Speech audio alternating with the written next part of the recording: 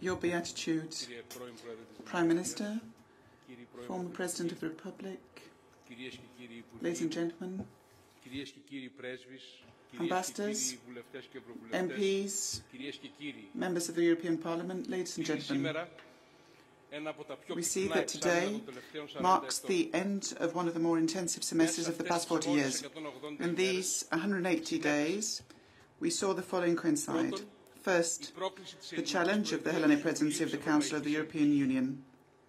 Secondly, the test of the municipal, regional and European elections, from which our country emerged stable and with clear strategic orientation,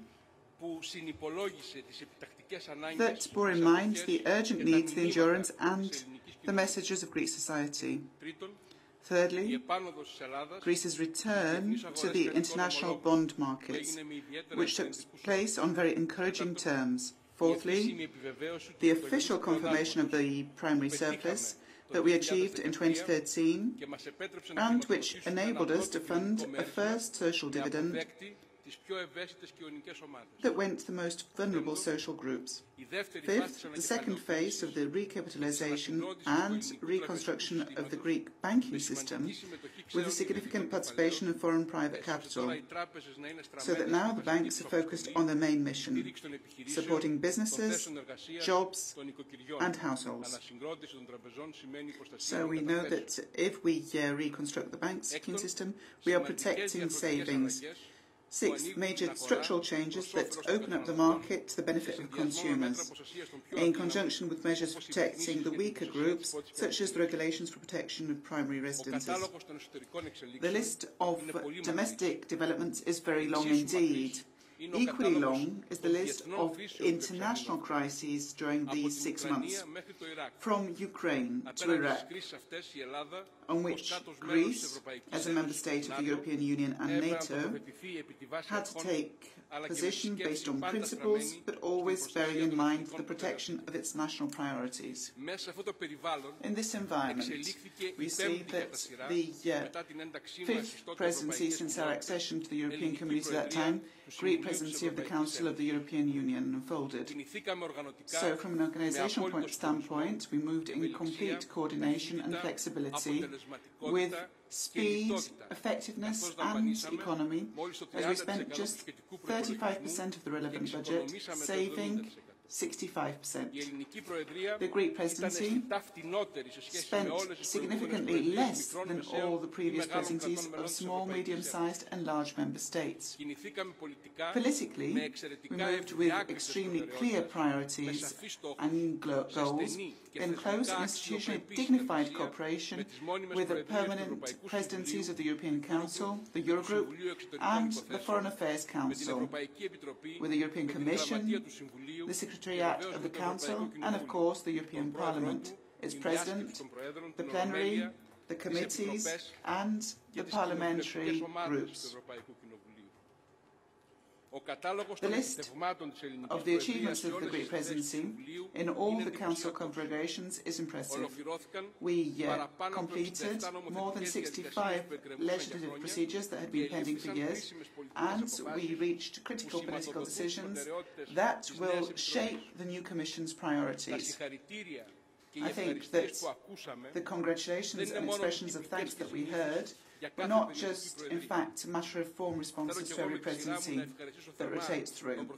In turn, I would like to express my warm thanks to the Prime Minister for his constant cooperation. It was almost by default, I would say. All of the Cabinet members who chaired individual Council figurations under the coordination of the General Affairs Council. I would like to thank my closest collaborator on these issues, Deputy Foreign Minister Dimitris Kourfoulis, and another friend of mine, Deputy Foreign Minister Kyriakos Gerontopoulos, who took on the distant missions, the Secretaries General, and all of the personnel of the Foreign Ministry, among whom I make special reference to the Director General for European Affairs, Ambassador Alexander Papadopoulou, the Permanent Representative of the European Union, Ambassador Theodoros Argyropoulos, Deputy Permanent Representative Andreas Papastavrou, and the Head of the Presidency Office, Ambassador Dimitris Karamitsoutziras. I thank all of the personnel of Greece's public administration who did their very best for this presidency. It is not the moment to go into a detailed review, but I must refer indicatively to the major steps taken towards completion of the banking union, the new comprehensive European maritime security strategy, the political guidelines on immigration policy, the new common agricultural policy. And in the field of foreign policy and neighbourhood and enlargement policy, I'd like to refer to the meetings in Thessaloniki on the Western Balkans and that in Athens with the members of the Arab League. So we see that Greece has upgraded its positions in all the regions of special interest, the Western Balkans, the Mediterranean, the Black Sea, the Middle East, and North Africa. What's more, the Hellenic chairmanship of the Organisation of the Black Sea Economic Cooperation is starting now, in the midst of international and regional upheaval, and of course this makes the economic challenges and opportunities even greater.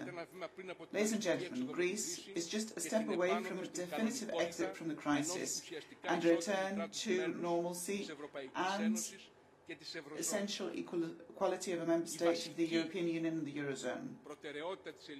The main priority of the Greek presidency was, in fact, to showcase this side of Greece, that it is, in fact, on equal footing with the other members of the Eurozone and the European Union, which was, in fact, a victim of, unjust stereotypes.